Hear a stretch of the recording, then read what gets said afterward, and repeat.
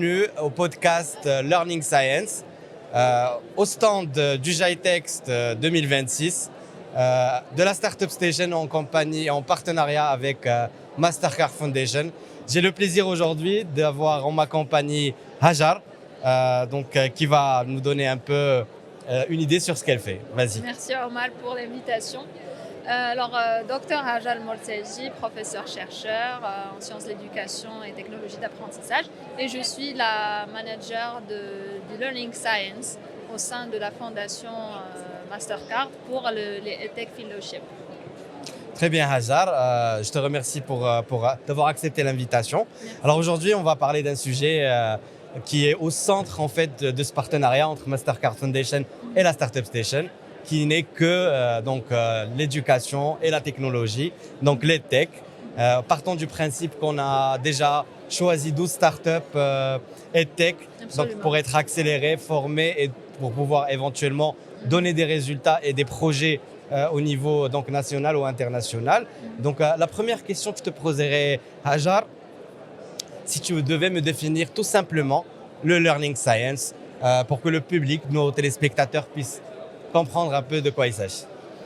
Alors c'est très simple, le Learning Science c'est un concept pluridisciplinaire, c'est la science et la recherche derrière l'éducation, la psychologie, les neurosciences et la cognition qui nous aident à répondre à la question principale qui est comment on apprend.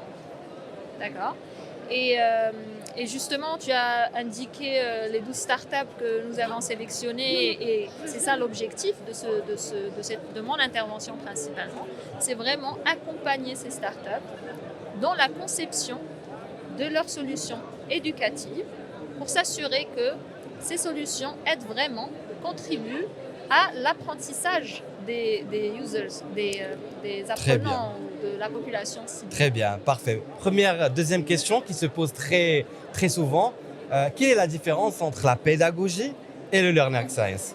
Ouais, c'est une question très, très importante parce qu'on a tendance à mélanger éducation, Exactement. didactique, pédagogie. Alors, c'est très simple. Pensez à la cuisine. Le Learning Science, c'est vraiment la chimie des aliments.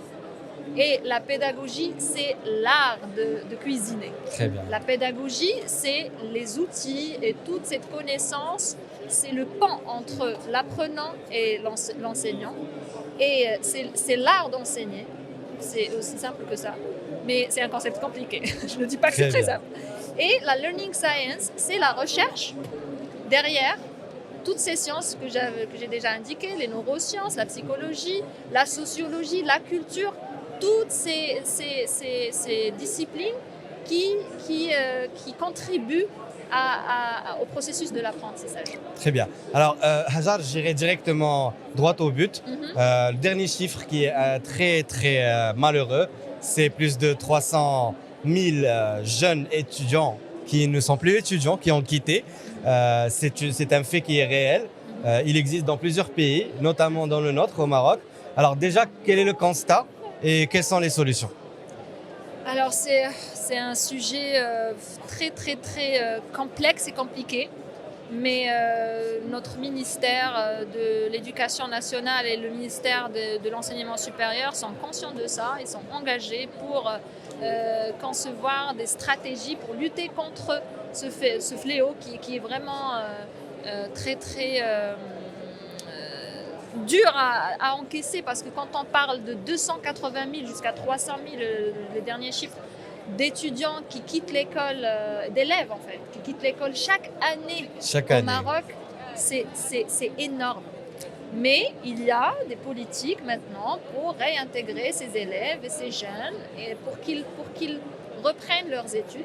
Très bien. Est-ce qu'on pourrait parler de réalité économique aujourd'hui, en voyant un peu que les CSP aujourd'hui ont besoin, les ménages ont besoin de plus de revenus? Ouais. Est-ce que c'est une réalité économique ou je dirais que le Learning Science ou tout simplement l'apprentissage à l'école est essentiel quand même? C'est un ensemble de facteurs. Parce que quand on parle d'étudiants ou d'élèves qui quittent l'école, on ne peut pas juger et dire que c'est juste à cause de l'école ou à cause de la qualité de l'éducation. c'est aussi des facteurs économiques, purement économiques parfois. C'est des facteurs sociologiques, c'est des problèmes familiaux. Mais en tant qu'éducateur, on gère ce qu'on peut gérer de notre part. D'accord ? Le ministère de l'Éducation est responsable et cherche à trouver des solutions de sa propre place. Très bien, très bien. Ta réponse m'envoie directement à une question qui me tient vraiment à cœur. Déjà de par ma profession qui est professeur universitaire et l'enseignant ou enseigner est un métier qui est noble et qui se fait avec beaucoup d'amour et avec beaucoup d'engagement. Et la question que je te poserai, Hajar, est-ce que les startups aujourd'hui dans les tech ont cette sensibilité ou sont plutôt dans la recherche du business uniquement? C'est the million-dollar question. C'est la question, la principale question à laquelle on cherche à répondre. Juger s'ils sont vraiment motivés par ça, c'est très difficile. On ne peut pas le vérifier. Mais tout ce qu'on sait, c'est qu'au moins, ils l'ont annoncé, ils l'assument. Pour eux, ce sont des EdTech startups, comme le nom l'indique. Ils cherchent à proposer des solutions éducatives pour servir l'éducation, le learning science, le processus de l'apprentissage, en utilisant la technologie comme outil. D'accord ? L'objectif, c'est l'apprentissage. Et bien sûr, s'ils réussissent à le faire ou pas, c'est là où ça se joue. Parfois, on a écouté plusieurs startups qui parlent de cette aspiration, de ce souhait, mais qui n'arrivent pas forcément à l'achever. Mais on est là pour les aider, justement. C'est l'objectif de ce fellowship. Très bien. Alors déjà, parmi ces startups qu'on a déjà sélectionnées pour le programme EdTech Fellowship de Mastercard Foundation, la question que je pense qui est très utile à nos téléspectateurs, quelles sont les erreurs commises par les startups qui sont les plus fréquentes? Alors la majorité de ces startups qui sont venues, qui se sont présentées pour ce fellowship, avaient une chose en commun. Mais c'est pas par malveillance, c'est toujours bienveillant. On cherche, on fait comme on peut, comme on dit, d'accord ? Mais il y a des contraintes de moyens. On a remarqué que tous se basent ou sur des résultats fournis par l'État déjà, ou ils conçoivent ils cherchent à proposer des solutions basées sur des hypothèses. Il n'y a pas de texte de diagnostic. C'est-à-dire, il n'y a pas une proposition personnalisée, même si on parle de personnalisation, mais franchement, la personnalisation n'est pas vraiment respectée. Mais il y en a d'autres qui étaient des enseignants, par exemple, et qui sont partis de ce constat d'enseignants et ils ont essayé de concevoir un petit peu quelque chose qui pourrait répondre aux besoins des apprenants. L'autre erreur, c'est qu'on a tendance à faire, pas que pour le cas de ces startups, en général les startups EdTech, ils tombent dans cette erreur, c'est la surcharge cognitive, c'est le contenu dense. On cherche à charger ces plateformes et on pense que c'est bien faire. Plus on a de contenu, plus on va attirer l'attention des Alors, apprenants. c'est pas du tout le cas. L'autre chose aussi, c'est la gamification. On adore ce mot, hein. C'est devenu la tendance, gamification. Mais comment c'est conçu, c'est là où ça se joue. Exactement. On tombe dans l'usage du fun, le plaisir d'utiliser ou de jouer que d'apprendre. Et aussi, l'autre contrainte en commun aussi, c'est la vérification de l'apprentissage. On a du mal à vérifier parce qu'en qu'enfant, et merci pour cette question-là, je me souviens encore, en te parlant, je me souviens de cas, en qu'enfant, engagement et apprentissage. Le fait qu'un apprenant, s'engage ou qu'il soit actif sur une plateforme ne veut pas forcément dire qu'il a appris. Donc, ce n'est pas des mécanismes de clic, c'est surtout des mécanismes de cognition. Très bien. Et c'est ça l'objectif du Très Learning bien. Science. Alors, merci beaucoup pour ces informations, Merci à Hajar. Maintenant, je me demande, comme je t'ai posé la question, quelles sont les erreurs commises par les startups ou les initiateurs de projets dans les techs. Maintenant, je te poserai la question inverse. Quelles sont les success stories ou les réussites ou quelles sont les choses qui sont fréquentes, qui sont déterminantes de la réussite d'une startup dans les techs? Alors, waouh, c'est très complexe aussi répondre à cette question. On a besoin de toute une journée, mais en général, ce qui déterminerait la réussite d'une start-up, c'est avoir un grand nombre d'apprenants qui apprennent vraiment et et arriver à voir le résultat de ces apprentissages dans leur vie réelle. D'accord? Parce qu'au final, on cherche à aider ces startups pour qu'ils aient un impact direct sur notre société, pour aider ces jeunes ou à trouver de l'emploi ou à s'améliorer, à améliorer leur niveau ou professionnel ou personnel et aider leur communauté Très bien, respective. parfait. Alors, on a parlé du volet startup. On va aussi parler du volet donc des étudiants qui sont finalement au centre de ce processus. Quelles sont aujourd'hui les difficultés rencontrées par les étudiants au niveau national, au niveau précaire aussi? Quelles sont les plus grandes problématiques à régler aujourd'hui à travers nos startups? L'inclusivité. Je ne vais pas parler de problèmes, je vais parler de choses positives. Assurer l'inclusivité, c'est quelque chose que les startups peuvent vraiment faire. Et c'est parmi les gros problèmes que nous avons au Maroc dans notre système éducatif, c'est l'inclusion.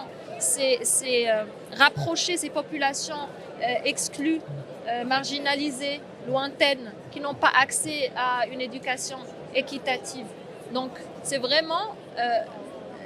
pour moi, l'inclusivité, pas que pour moi, pour nous tous en tant qu'équipe, l'inclusivité était parmi les critères de sélection. Et ce qui m'a vraiment fait plaisir, chaud au cœur, c'est que presque la majorité de ces startups avaient comme objectif vraiment aider ces populations éloignées.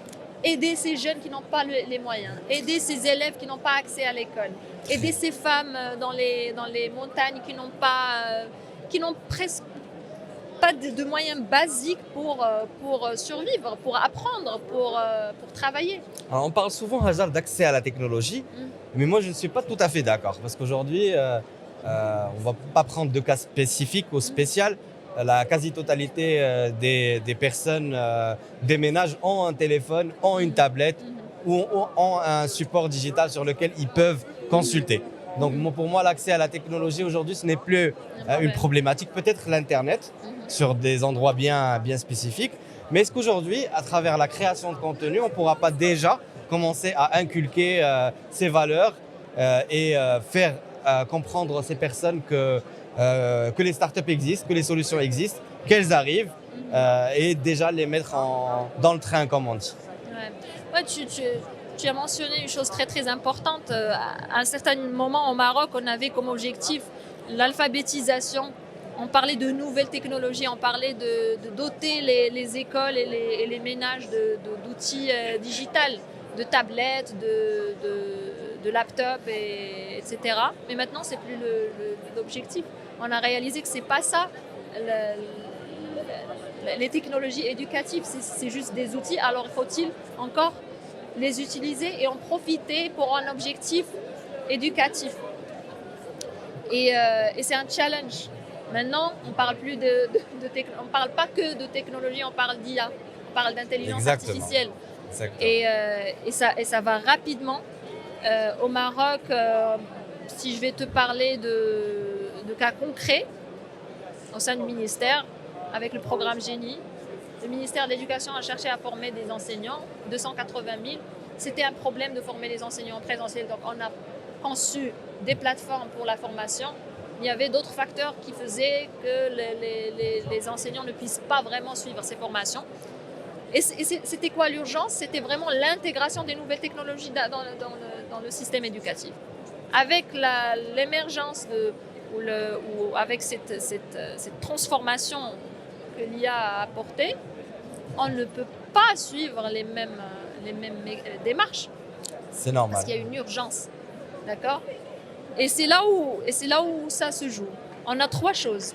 On a l'IA qui va très vite maintenant, qui est présente. On a l'apprentissage, la science d'apprentissage qui prend du temps. On a ces startups au milieu. Les startups, ça va vite aussi. Alors comment maintenir l'équilibre entre les trois? Exactement. Et l'urgence pour moi, c'est ce que je pense.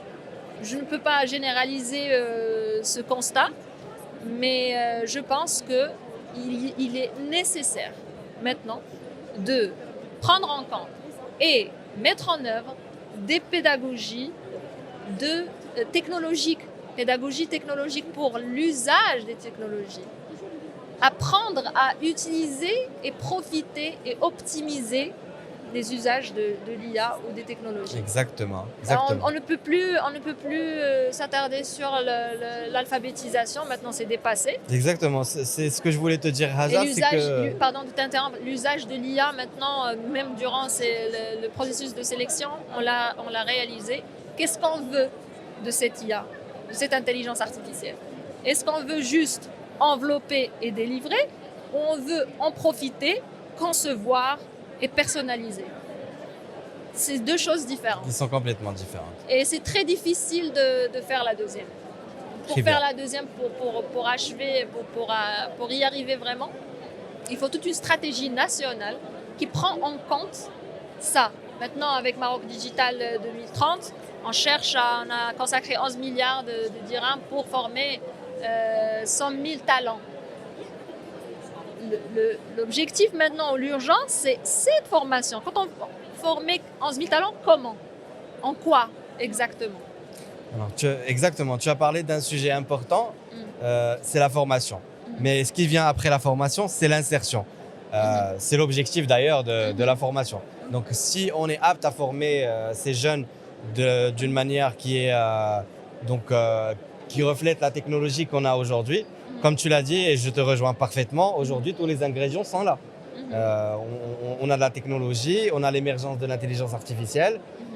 Moi je pense que c'est le moment clé pour en profiter, pour démocratiser tout ça et pour que nos startups qui sont là présentes puissent trouver de bonnes solutions rapidement. Absolument. Et pour qu'on puisse aider. Et personne, en ce moment-là, personne ne peut prétendre avoir la bonne formule. Attention, l'IA éducative est un concept encore, c'est plus une question abstraite, c'est déjà en cours, mais personne en ce moment ne peut prétendre qu'il a la bonne formule. On n'a pas la bonne formule, on ne sait pas, c'est pour ça la question centrale, c'est l'humain. C'est vraiment une approche centrée sur l'humain. Et ça devrait toujours être là, parce que les outils changent, bien sûr. Les technologies avancent, mais le cerveau humain est toujours le même, il est là. D'accord? Et il faudrait qu'on... Parfaitement. C'est le learning science. Effectivement. Alors, parlons de ça. D'ailleurs, dernièrement, il y a 2-3 jours, c'est juste récent, donc il y avait le Forum national de l'éducation et on a mis l'enseignant au centre de ce forum. On a donné plus de valeur à l'enseignant, chose qui devait être fait bien avant, mais il n'est jamais trop tard pour bien faire. Comment tu vois cette approche? Comment tu vois ce nouveau mécanisme qui est lancé au Maroc? Est-ce qu'on pourrait dire, Hazard, que c'est le début de la transformation de ce secteur-là? Franchement, peut-être maintenant, avec ce forum, c'est devenu public, mais l'enseignant a toujours été au centre de l'intérêt du ministère et de toutes les stratégies nationales, la vérité. On a eu des programmes de formation, mais encore une fois, les contenus, les autres enjeux, parce que même les enseignants, ils ont des charges, je parle de charges de travail, charges de travail, pas économique. Très bien. Ils ont des responsabilités, ils ont des engagements que le ministère leur a imposés pour qu'ils se forment. Ils en ont besoin, ils ont exprimé ce besoin, mais il faut préparer le terrain propice pour une formation continue. La formation, c'est pas qu'une fois par carrière. Non, c'est tout au long de la carrière. Et c'est parmi les points faibles que nous avons au Maroc, c'est vraiment la formation continue des enseignants. Ça, c'est un point faible qu'il faut vraiment... moi, mon souhait, c'est de voir des politiques centrées sur ça, la formation continue des enseignants. Le forum, c'est une très belle initiative, il est important. Et on a vu une participation énorme. Exactement.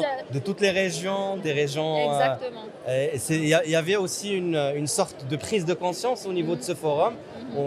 On a remarqué que l'enseignant a une nouvelle place, tout simplement, et il se sent un peu meilleur qu'avant. Peut-être que c'est psychologique, c'est une bonne chose, mais en tout cas, c'est un mouvement. Qui a démarré et on ne peut leur souhaiter que de continuer dans cette effectivement, optique. Comme partie prenante, l'enseignant il est aussi engagé dans ce processus, dans ce système éducatif, il en fait partie et l'apprenant aussi et la société civile, tout le monde est concerné par l'éducation. Exactement. Alors si on devait reprendre un peu le sujet sur lequel on est réunis aujourd'hui, celui de Mastercard Foundation en partenariat avec la startup Station, qui est donc l'incubateur leader par défaut au Maroc. Qu'est-ce que tu pourrais nous dire sur ce programme précisément? Quel est l'impact que vous ressentez déjà et quelle est la suite? Qu'est-ce qui se passe en fait? Qu'est-ce qui se passe en ce moment? Tu parles là de la Mastercard Foundation. Exactement.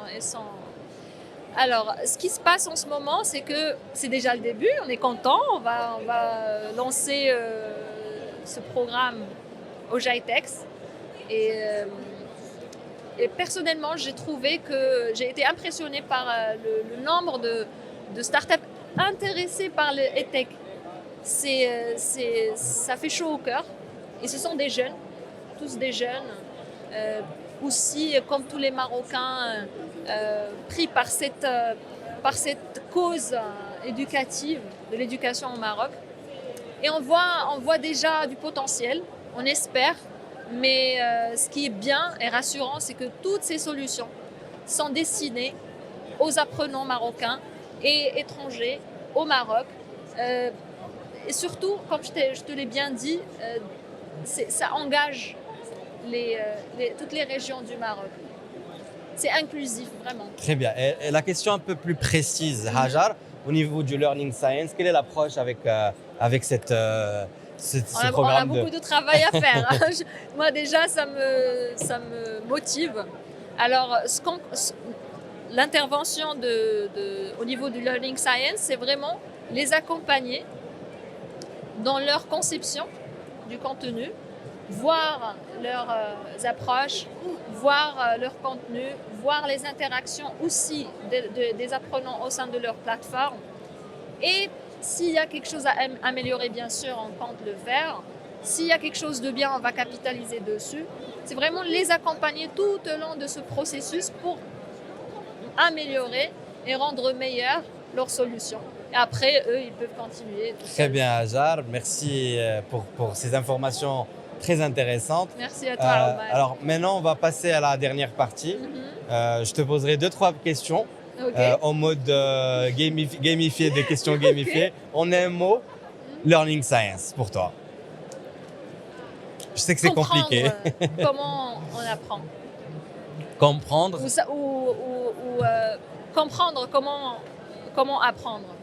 Très bien. En un mot, l'EdTech.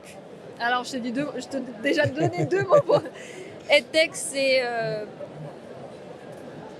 la technologie au service de l'éducation. Merci pour cette question. Très bien. J'insiste là-dessus, voilà. au service de l'éducation. Une dernière question qui sera tout simplement un témoignage ouvert de ta part concernant ce sujet, le Learning Science, concernant aussi le partenariat de Mastercard et la Startup Station. Je te laisse le mot de fin et je te remercie pour tout ce que tu nous as apporté aujourd'hui comme clarification. Merci beaucoup.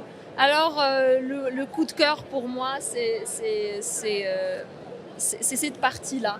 Je la vois comme cruciale. C'est vraiment le bras opérationnel de ce fellowship. Et je suis... ça m'épanouit vraiment déjà parce que l'impact, on va le voir. Il sera généralisé sur toute C'est la un impact population. sur les vies de Sur ces des étudiants. vies, sur des vies. Merci beaucoup, exactement. Merci.